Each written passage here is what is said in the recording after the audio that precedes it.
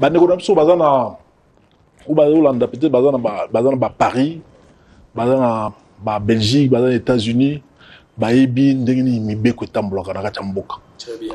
Il faut ordre. Population il faut discipliner.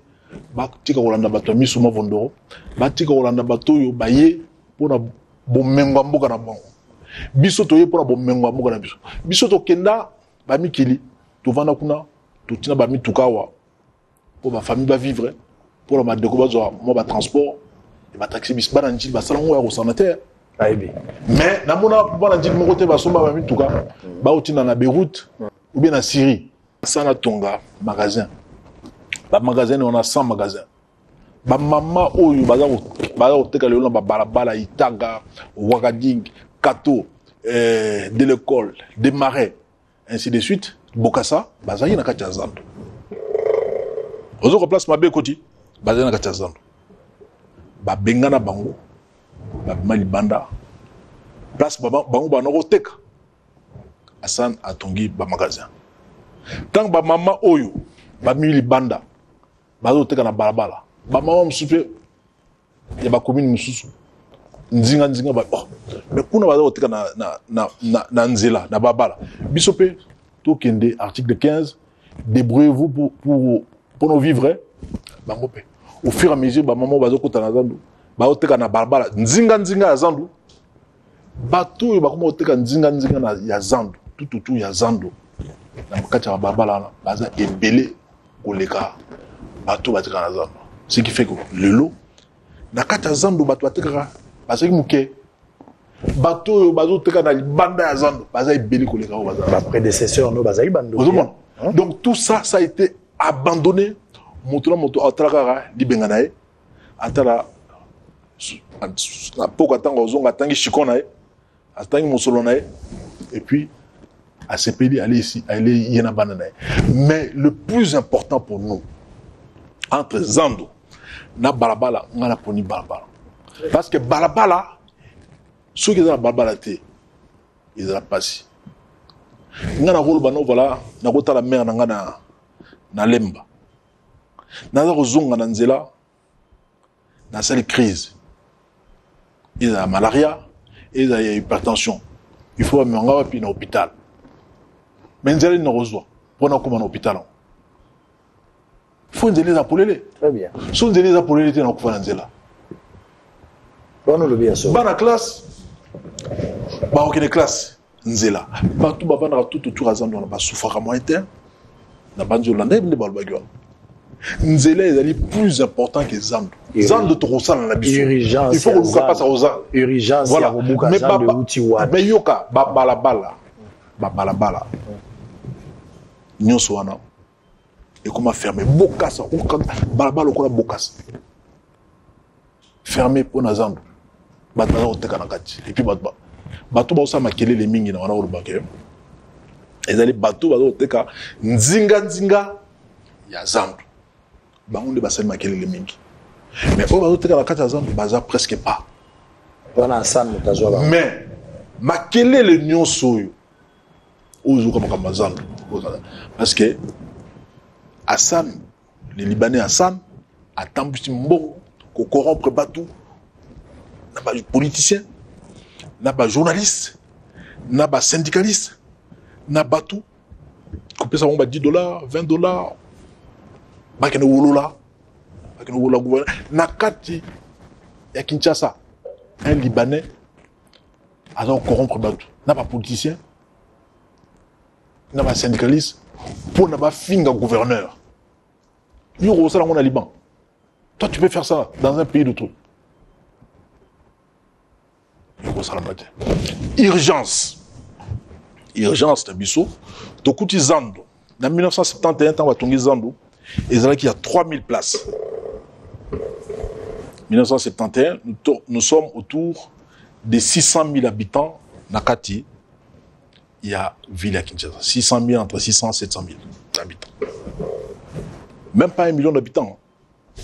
Suko Yotukobi, en 2021. Bato a commis belé. Place par exemple, dans Teka, Libanais à Tongi, magasin a plus de 200 000 $ par mois. Pas taxe à foutre raté.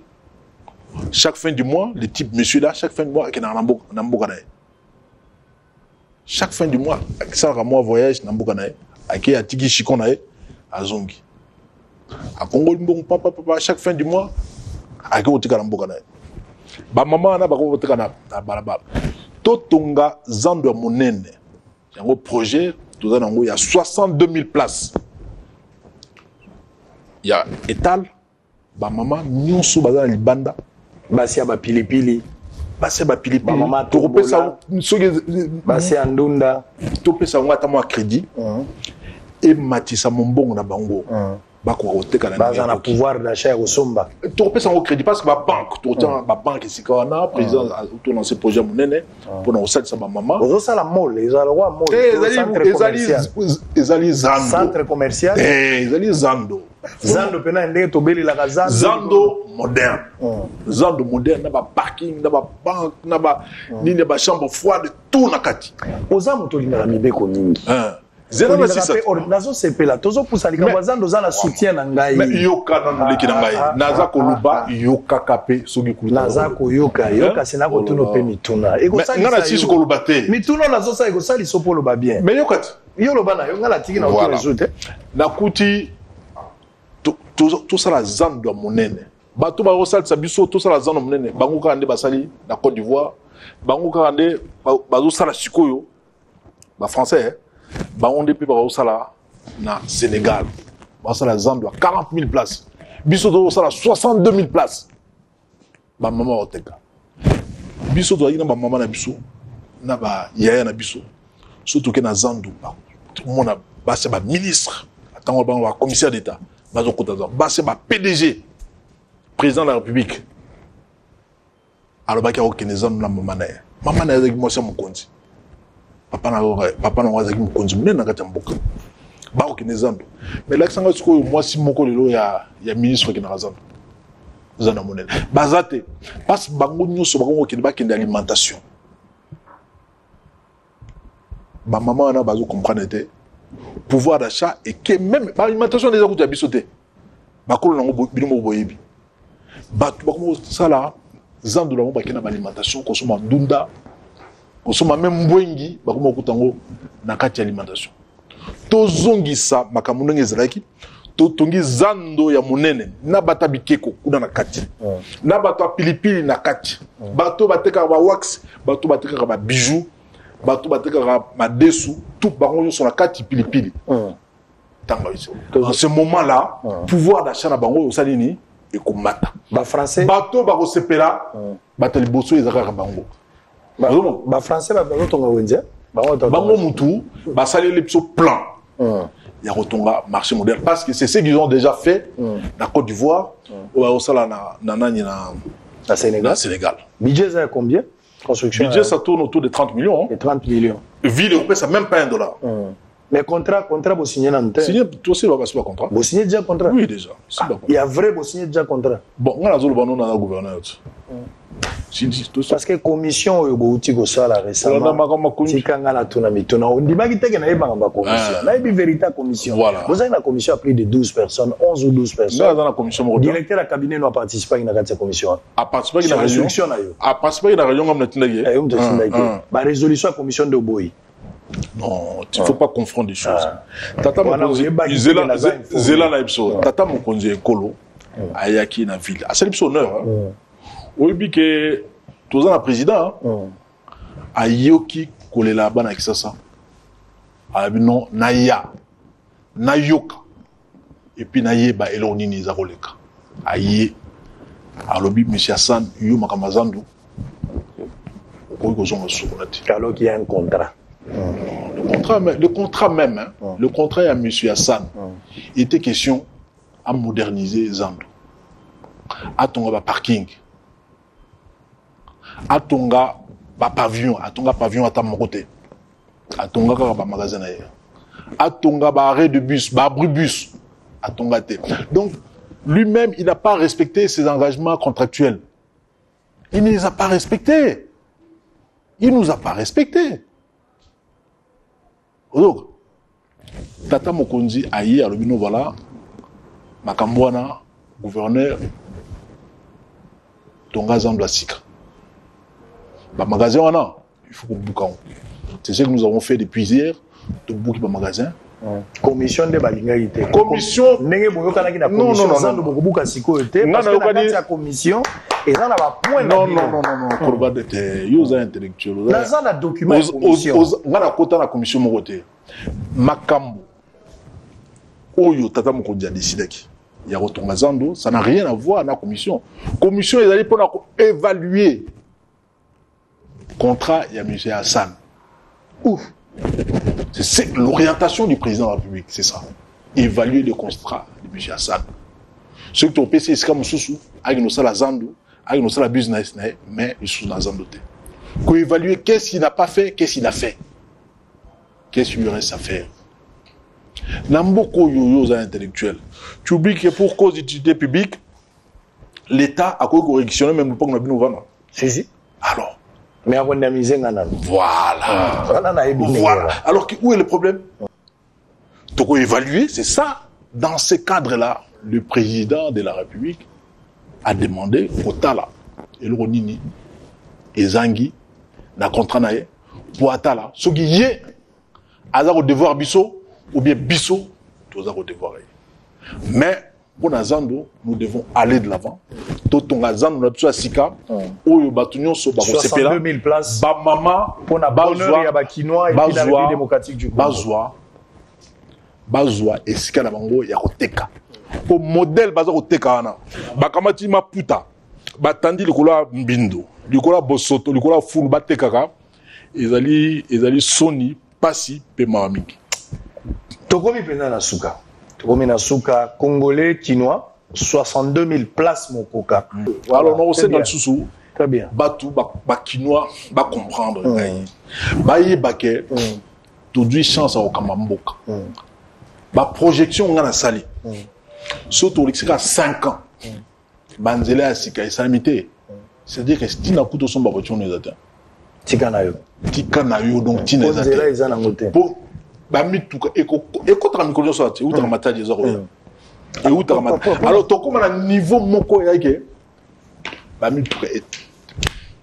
et Kangami, ministre, on ne sait pas parler là. Ministre, ti badongolomi sur la bateau, mbendre, bazoba, tout que nous konzabango.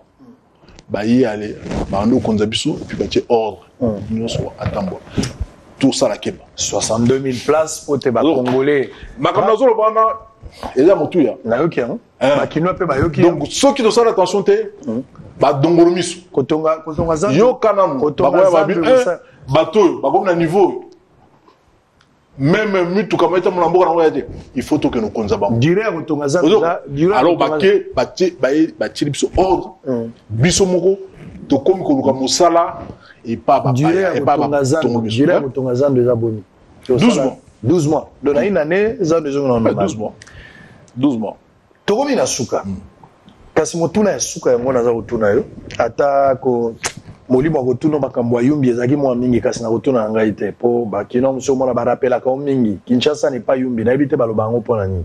Mais wana na kota. Te na kota na ngai. Makambo na tuni yote koloba na hotel na vika bon na ebite. Mais même Yesu akutana kilanda likambo la zoloba. Yesu akutani na fu ya Gadara. Faut Gadara Yesu abisha longwa bi mokonzi na zo longwa melukela nga esika. Mbala liboso Yesu a répondre na prière à démon.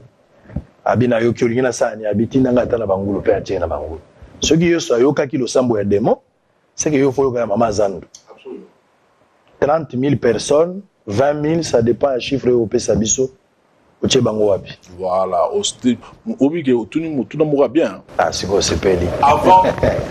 Avant tozwa décision. Il y a Kolongola ba mama na Zando. Totongi bazando. Il y a relocalisation. Place ni to Kolongola bango wana.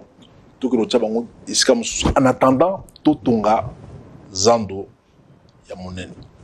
Totongi marché na Itaga. Ba mama ba koti. Tango ba mama ba zo ko nokota. Ba syndicalistes so ba corrompu na monsieur Hassan. Ozo na ngai Bazo Kenya. On a l'accusation gratuite. Bazo, non, il y a des images, nous avons des images. Il y a un bon place, Bazo Belé là. Beaucoup de Atena Itaga, dans le marché Itaga, ministre Songolo, à la Kibiso, à Ozong Sepson Azando. Beaucoup d'athées. Totongi marché, Moussous, na Kabinda. Totongi marché, Moussous na Rai. Totongi marché, Moussous na Kilosa. Il y a plus de 15 000 places. Pour agrandir le marché à Kalembelem. Mais campagne d'intoxication pour la maman, pas qu'elle ne vous nate. Mais depuis tout bouquet, mais il faut voir dans mon groupe pané, bazo qu'elle ne vous nate. Bazo qu'elle ne se trouve, bazo qu'on s'enregistre, bazo qu'elle. Parce que un seul homme libanais a eu un beaucoup, a tant de mikata pam bazaki na ngote, a eu bon mengoa, au monnaie. Mon comme ça, le binanga, dans le problème de la justice. Dans mon arrêt. Si j'ai un problème de la gouverneur, son problème de la justice. À Salissa. Son problème de la justice à celle Sangay. À Ebani, on a justice. Tout un problème. Voilà le niveau où le biso de commis, il y a un changement de mentalité. Ou Hollande, peut-être dans Paris, dans Belgique, dans les États-Unis, il faut ordre. Population, il faut discipliner. Tika Hollande bato mi suma vondoro. Tika Hollande bato yo baye pour na bomengo mboka na bango. Biso toye pour na bomengo mboka na biso. Biso to kenda ba mikili, to vanda kuna, to tina ba mi tukawa. Pour ma famille va vivre. Pour la madeko bazo mo ba transport et ba taxi bis ba nanji ba salango ya consommateur. Mais na mona ba nanji mo côté ba somba ba mi tuka.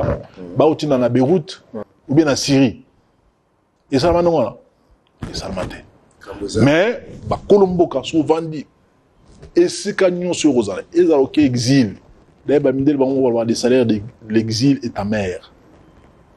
Il faut qu'on s'amboka na yo.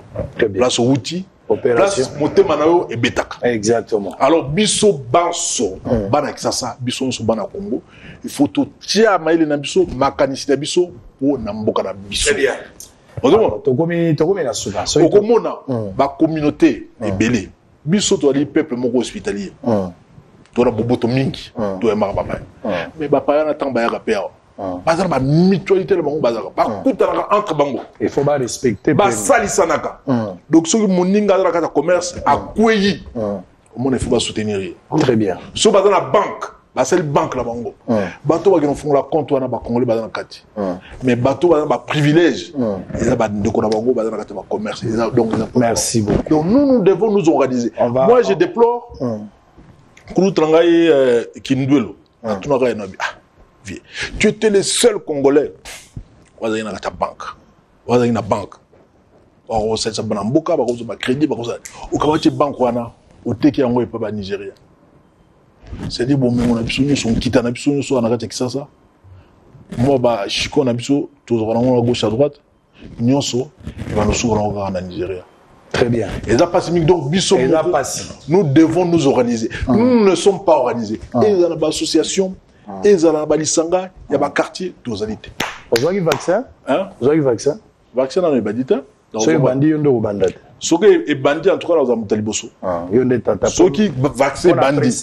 N'a pas dit ça, dans les Mutaliboso. Et puis, Moukolana, tant on a Rozongo, on a Sanga, il peut y avoir le monde. Ngaïté. Bino vous avez conduit, bino de ba préséance. Non. Biso bangamba na suka. Rompo wilero le malango, et tigalanga le way bala Congo.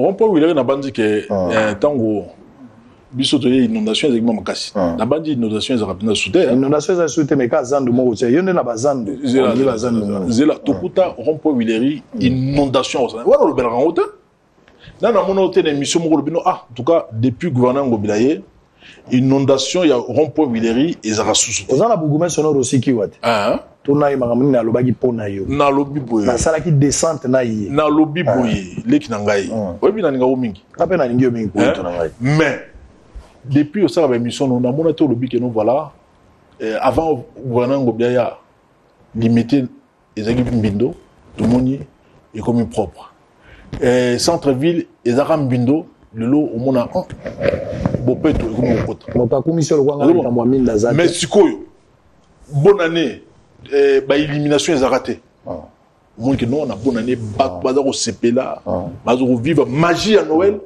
na bonne année à part Fikine au sali na limité wana Fikine au bonne ouais sali Fikine mo sali na limité na mais wana ko to rien na ko sala moko ya nani ya nani na Kingabwa ouais parking ouais parking oh Fikine en plein boulevard na bien na ko sala to sala ba parking na limité na ko sala nani ya privé hein il y a foire aqua park il y a munene za contrat aussi na bazu na bi na yo aqua park ya munene na parking na ba hôtel eza gouvernement provincial yoka eza ba privé na bengisi bango to za ko sala mais ça serait quelque chose de formidable. Et dans l'éclair, tu as combien? Et ça, les Camboya vilté, ça, les Camboya vilté. Et ça, investissement privé. Et ça, comme nayo. Yoka, et ça, investissement privé. Limbisa c'est peut-être. Et ça, investissement privé, ça n'a rien à voir avec la vie. Très bien. Et alors, yo, là, tu soutends nayo, yo, mo kena osumbango, oyebi mutu osumaki yango, tango zolo les sengorango, et puis voilà, aux autres, on a mis sur votre bazar au monde. Mais, et le quoi là, ezali, na utilité publique, bana ba osepela ba kolo ba osepela et ça même dans la salle de fête donc c'est quelque chose de formidable pour une fois dans le bamingité na bandi d'ici le mois de juin to ko inaugurer ngo déjà très bien même ko to ko inaugurer ngo na osenga yo zala pour ko yoka maloba o ngara lobana et ko interpeller mais il faut l'habitude de solanga moi mingi parce que na moni ozo bunga banzela ikamboja tena tuna ngami tuna nazala ba drone on a rassuré que bo solo TV za na ba drone nazala ba matériel sur nécessaire pour na couvrir pour na accompagner c'est très bien problème na biso ezali tozo zo désirata peuple tozo pese pa na bino po bino bo pesa pole bo solo TV et ko s'engager officiellement na toza na TV pour na ko pesa maboko na nzela ya communication pour te mayo bino bozolo ba eyo kana pe bato ba soso des fois on communiquer des fois il faut ko kimaka na nzela ba maman ou Belize il faut ko kenda à gauche droite tant soso yo moko pe communication et bato so ba psinga za faiblesse na biso toujours ça makamba belé minene to lubela ngo te mais et ça c'est que moi je ne suis pas là pour prêcher pour ma propre chapelle ça sera vraiment stupide de ma part et alors quoi na vandi na osa soni na dui nzungu na tilikola mutu et puis na bina washa alors et c'est ngeli bino ba padisa bino boya une maman Belize actifier niveau ça mikolo tout ça intéressez-vous à votre vie très bien merci parce que tous la ville musuté kaka ville ya Kinshasa sur côté mbindo sur côté Passi et côté Mawa eza Mawa na biso nyonso merci Passi na biso nyonso mbindo na biso nyonso moto moko terre so que non voilà Kinshasa mboka ya ba libanais mboka ya ba ivoirien mboka ba rwandais mboka ba français mboka ba belge côté santé Kinshasa ezali mboka ya ba quinois mboka ya ba congolais donc nous devons prendre conscience très bien de ces pays de la ville vrai ou faux utiko ibisanga ya vrai ou faux utiko ibisanga que président de la république azalaki jamais induit na erreur na pas na yo na makamyo so balobaki elenge sa ya zando to akini bopeto na makamyo elenge sa pe balobaki balobaki pe pour elenge babini avec ozo induit ka président yo lia manga memino esalinga vrai ou faux lobi ke zalukuta suza muta ya na ba gouverneur ba respectera président na bandi gouverneur alibosu ezanga au monde tango akitaka pour participer à la prestation des serments et ben juge il y a un juge de la cour cour constitutionnelle le seul gouverneur a zagé les Angaï parce que nayebi koto samibeko ya mboka ngai gouverneur de la ville nazali le premier protocole ya président à ce titre je lui dois toutes les commodités c'est-à-dire souka même les accommodations soki aibsinga abi gouverneur omoni moto kuna waza na ekotia jaune na ngina moni na 14h donc ngai je dois me démener au Lukamutuana waza na ekotia jaune na 14h très bien on demande en tant que gouverneur nazali le représentant du chef de l'État et puis Nénalia moto on a musala ezali président de la République soit décidé à jouer ordonnance alors on comme ça na boto sur dans un le panaye na koki jamais alors jamais na banda na mana ko induire une erreur et puis contrairement moi je suis un gestionnaire hein. Na koki peut-être ko péché par manque de stratégie. Mais je ne prends jamais, ce monde jamais dans décision, non, voilà, dans une décision, parce que sur un côté. Non, jamais. Très bien, merci. Hein? Jamais les gens jamais. Souka, il y a les lois, et c'est mon habitude de disposer de temps pour nous solana bakinois. Congolais, en général, peu balandio. Je rappelle ici qu'aux alliés gouverneurs, il y a ville-province, il y a Kinshasa, aux alliés capitale, il y a la République démocratique du Congo. Tolobelizando, Batubakangi, qui est 62 000 places. Et vous avez à la disposition de 12 mois après, vous avez la possibilité de financer même bateau, vous avez la faible pour que prendre part na kati ya eloko vous avez la bonheur kaka pour la bakinote et pour la Congolais en général. Parce que le béli peut makambo ya ba inondation, le béli alikambo ya culture pe ya bateau d'abord, ba kwa koto saleta so atali si bango bisiko boko kotonga te bateau ba yo kamwa motema toy mangungi et vous pesa pasi pamba te l'état zarata on sur la misoloté pour la kozwaka biyano na makama za kokomela ka bango sengeli plutôt bayoka pona ko éviter makama susu mais makama ya inondation et sengeli zonga parce que to senga mikolo ya d'ailleurs na to solo on a tata mokonzi ekolo papa Félix Antoine Tshisekedi Tshilombo na directeur de cabinet na ba to kutana lundi tout ça la moi commission moko tout y bandiri nini mikolo to bana ko déplacer bateau malembe au bazana ba zone nyoso yeza non éducandi ba zone en danger parce que lobby na ba on est bazana danger donc comment voulez-vous moutier moi za ko mitia en danger puis za ko ibate ato yebisi za en danger abi non ata voisin a ko lobby ya tikali au moins la érosion et salami na balbala la bango batu mbule les gars ba koy mais yepé akula le superviseur azozila mais que nous là la tana stade merci hein que nous là la tana stade voilà likambo ezate voilà les passe mingi na maloba onde to silisi bosolo na politique ya lelo na rappelé bino sumbala mibale gouverneur Gentili Ngobila alobi na motema na ye mobimba to kotala makambo éclairage public pambate alobi lobby nde ba opesa makambo etali ba éclairage to zango ekota pene émission to za lobby pona kozwa quand même yango kasi mboka oyo ndenge ya lobby ezali kambo na yo ezali kambo na ngai batunga mboka gouverneur ye moko te biso pesa ngi to pesa maboko ko pesa maboko ezali kolanda lolenge bango bakotela ko bwaka salite ko futa mpako to pe ko suka mboka kenda liboso ko dépendre pe na attitude ya yo moto zali population zali kolanda aza mokonzi akopesa nzela kasi biso pe tozana part ya responsabilité ba benga ngo devoir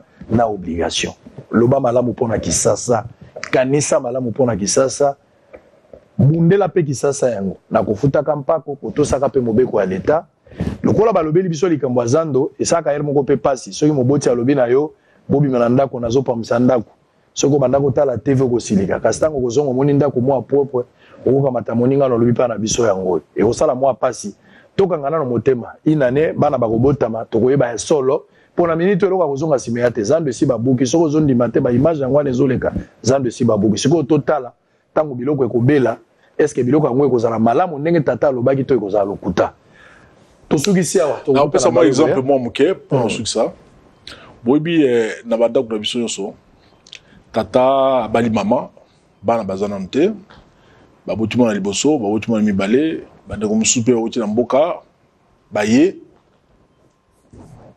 papa ya mibango ndako komi kaka non ndako komi kaka il faut na buka ngo na tonga mususu mais en attendant abandi na ko tonga annexe tango annexe aussi là boke bokoti kuna kati si mandako wana oya munene a modifier yango et comme munene si maboyo zonga na kati ndako ya munene eza na okanda soko pexi mwana ba pantalon somba ba jeep oso salire la ozonga la pantalon pour pesina no moyen te to silisi yao to buta na mbalo ego ya kimia na mabota Le gouverneur de la ville-province de Kinshasa, Gentili Ngobila Mbaka, a procédé le samedi 20 mars dernier à la remise de 5000 ampoules LED à la Société nationale d'électricité SNEL. C'est le directeur, chef de département, qui a réceptionné ces premiers lots de luminaires qui devront servir à l'éclairage public, particulièrement pour le remplacement des anciennes ampoules énergivores. La cérémonie s'est déroulée à l'esplanade de l'hôtel de ville de Kinshasa. Pour le patron de la ville de Kinshasa, d'autres lots suivront afin d'éclairer abondamment la capitale quinoise qui est à la traîne comparativement à certaines autres capitales africaines. Le premier citoyen de la ville a rassuré la SNEL de son implication pour que l'éclairage public soit garanti à travers la ville. Toutefois, le gouverneur de la ville a demandé à la SNEL, à travers son directeur chef de département, de prendre soin de ses intrants et de poursuivre les travaux comme il se doit. Ça, ce n'est que le début. Et chaque 3 mois, nous aurons comme ça des lots, des ampoules LED qui vont nous arriver. Par commande, bien sûr, parce que ça coûte quand même beaucoup d'argent. Au fur et à mesure, nous allons en commander. Et l'ambition pour nous, c'est d'éclairer abondamment la ville de Kinshasa. Voilà. Nous avons cet honneur aujourd'hui de pouvoir donner ces lots des ampoules LED qui vont pouvoir remplacer les vieilles ampoules énergivores. Le directeur, chef de département de la SNEL, promet d'en faire bon usage pour réhabiliter les circuits lumineux de quelques acteurs de la ville de Kinshasa, dont l'avenue Kassavobo, Libération ex-24 novembre et des Huileries. Je voudrais dire merci à l'hôtel de ville, au gouverneur de la ville-province de Kinshasa pour cette initiative louable qui fait que nous puissions réhabiliter